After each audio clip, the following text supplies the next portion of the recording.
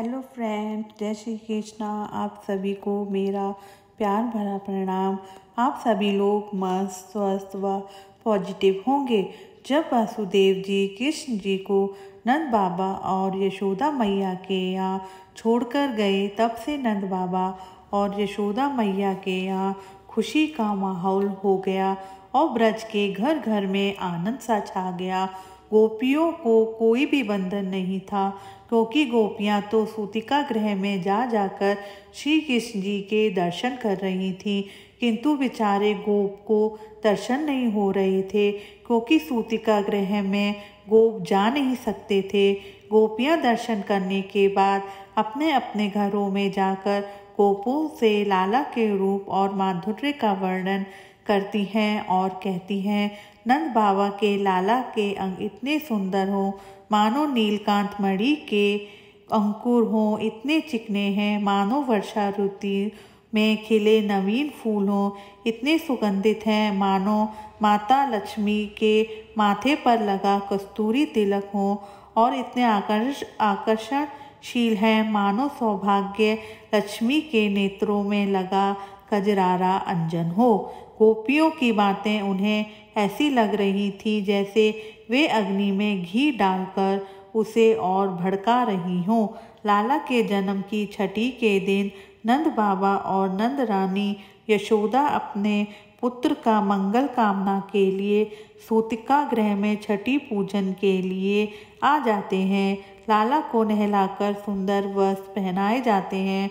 गोबर से षष्ठी देवी की सुंदर मूर्ति बनाई जाती है। फिर सफ़ेद चावलों की वेदी बनाकर वहां मूर्ति को विराजमान किया जाता है और कलश भी स्थापित किया जाता है। षष्ठी देवी की मंत्र उपचारों से पूजा की जाती है और प्रार्थना व भोग लगाया जाता है। कुल की प्रथा के अनुसार यशोदा जी ने अपने पुत्र की छठी पूजी और पीले थापे लगाए। सब गोपियों ने लाला को उपहार दिए और चिरंजीवी होने का आशीर्वाद दिया। साथ में मंगल गीत भी गाए। 6 दिन के आज हुए कन्हाई, सबने मिलकर छठी मनाई। बुआ लगे वो काजल लगावे, नेग में लल्ला को गोदी खिलावे। चुन चुन गोपी भूषण पहनावे, पापड़ कड़ी बड़ा गुलगुला, रुचि रुचि प्रभु को भोग लगावे। अपनी लीला देख मोहना, मोहित हो कर मुस्काए।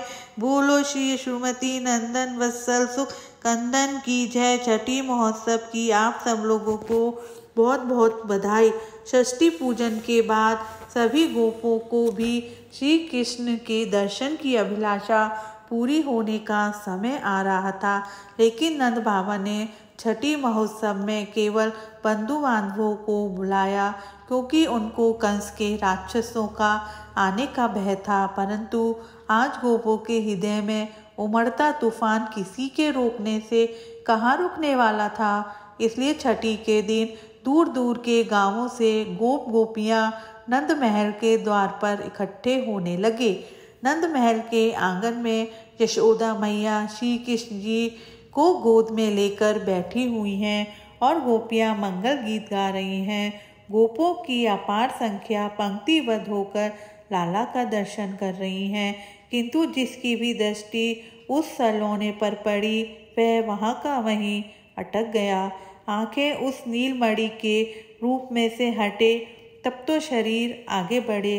कोई भी आगे नहीं बढ़ना चाहता था। अपने मुख को घुमा घुमा कर उस नील कमल के रूप माधुर्य के रूप रस को पीना चाहता हो। पीछे से कोई पूछता, नंद बाबा का लाला कैसा है? परंतु उत्तर मुख से ना निकलता।